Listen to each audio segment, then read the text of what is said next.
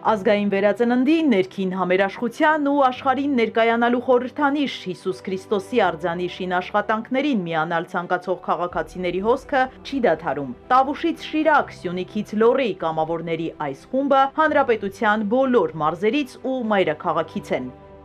Շինհրապարակում շինարարի կողքին նախաձեռնության հեղինակն է Գագիկ Ծառուկյանը։ Գյումրեցիները նրան դիմավորում են ավանդական դհոլ զուռնայով։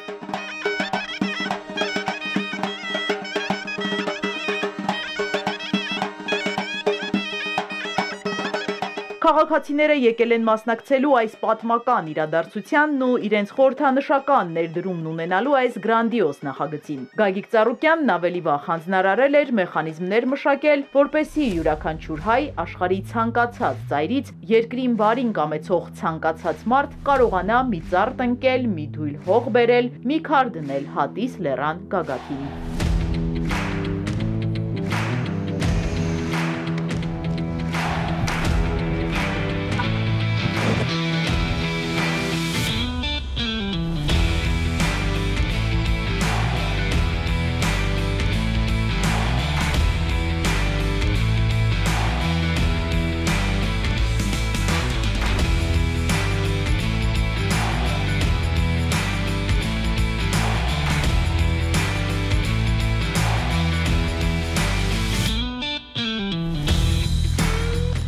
Քաղաքացիները առցանց հայտ էին լրացրել Հիսուս Քրիստոսի արձանի տեղեկատվական հարթակում և գրասենյակն այժմ նրանց ցանկությունն իրականություն է դարձրել։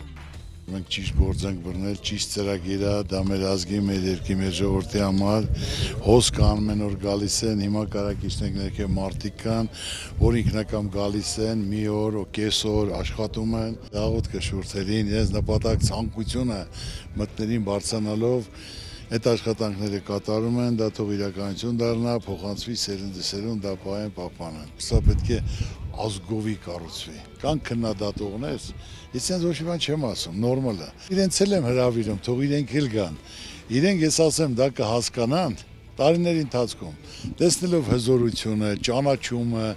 ամեն ինչը։ Ֆրանսիայում Էֆելյան աշտարակ կառուցում են, ֆրանսիացիները 85%-ը դեմ էին դրան։ Բայց այսօր տարեկան 50 միլիոն տուրիստ գնում է միայն Էֆելյան աշտարակի համար։ Այնպես որ սա պատմական գործ են կատարում ազգովի։ Եվ անպայման դա աստված, որ 50 միլիոն էլ Հայաստանում տուրիստ գա, տեսնի, ազգին ճանաչի, ինչ քաղցր, հյուրասեր ժողովուրդ են, թող աստված պահպան լինի, մեզ, մեր երկրին, մեր ժողովրդին։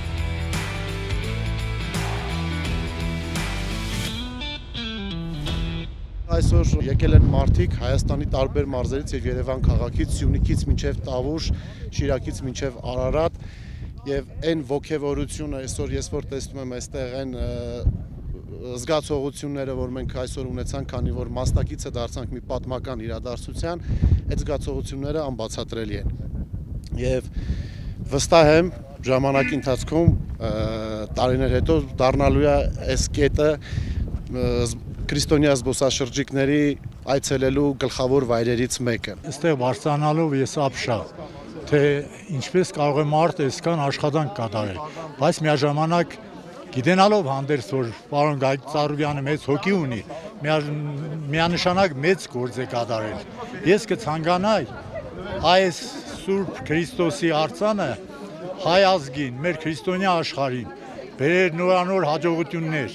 մեր ժողովրդին, հայ ժողովրդին, համերաշխություն։ Ես Մոսկվայից եմ եկել, հատուկ ես նպատակով եմ եկել, պարոն Ծառուկյանին շատ սիրում եմ, հարգում եմ, ես էլ որ արեց մեր հայ ազգը պետք է առավել ու առավել եւս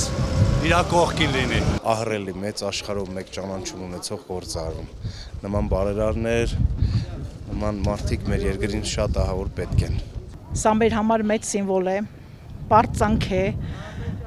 մենք դրանով հպարտանալու ենք ամբողջ կյանքում այս sense հավաստագրերը, որ մեզ մոտ է, մեր թորնիկները հպարտանալու են, որ մեր տատիկը մասնակցել է սրա հիմնակարի մի փոքրիկ ինչ-որ լումայով։ Տարածաշրջանում մեծ աշխատատեղ է բացվելու, իօգուտ մեր ժողովրդին։ Ուրեմն պարոն Ծառուկյանը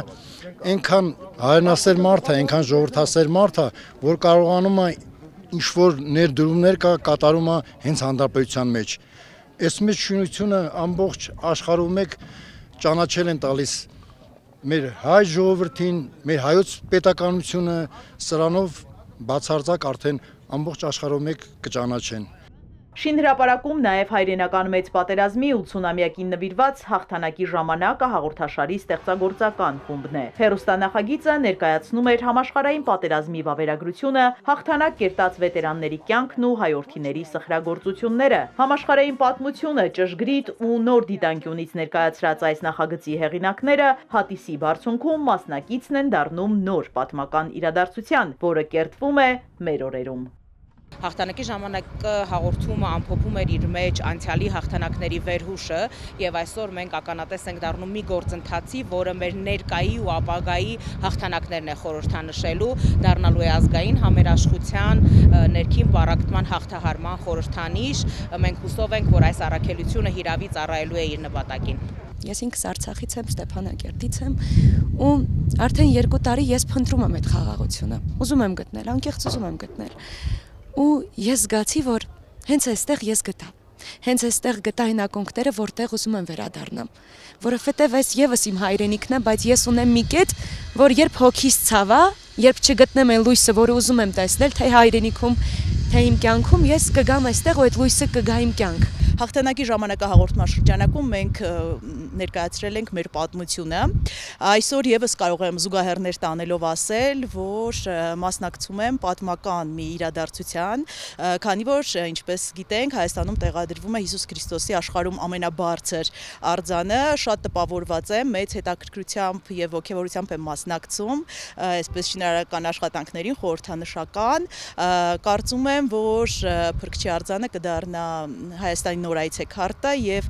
զբոսաշրջիկների հոսքը բազմապատիկ անգամ կավելանա։ Այս օրերին Փրկչի արձանի շինաշխատանքներին մասնակցած քաղաքացիներից Գագիկ Ծառուկյանը հետաքրքրվել էր, թե որն է նրանց ամենանվիրական երազանքը ու ինչ մտորումներով են բարձրանում այստեղ։ Միայն հաշտություն, համերաշխություն, մեծամասնությունը 80-90%-ի ցանկությունը մեր երկրում, որ հաշտություն, համերաշխություն, խաղաղություն լինի։ Ու դրա համար ես նորից եմ ասում, մենակ մարդու բան չի։ Սա պետք է լինի ազգովի։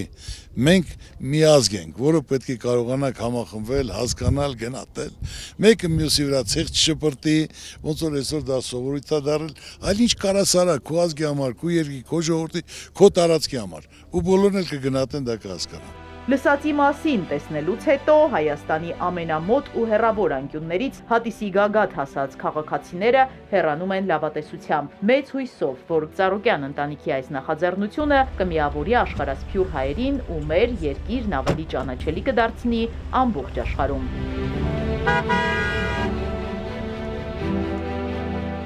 Իզաբելլա Հովհաննիսյան, Ալեքսանդր Կիրոյան, Հարություն Հովսեփյան, Էպիկենտրոն։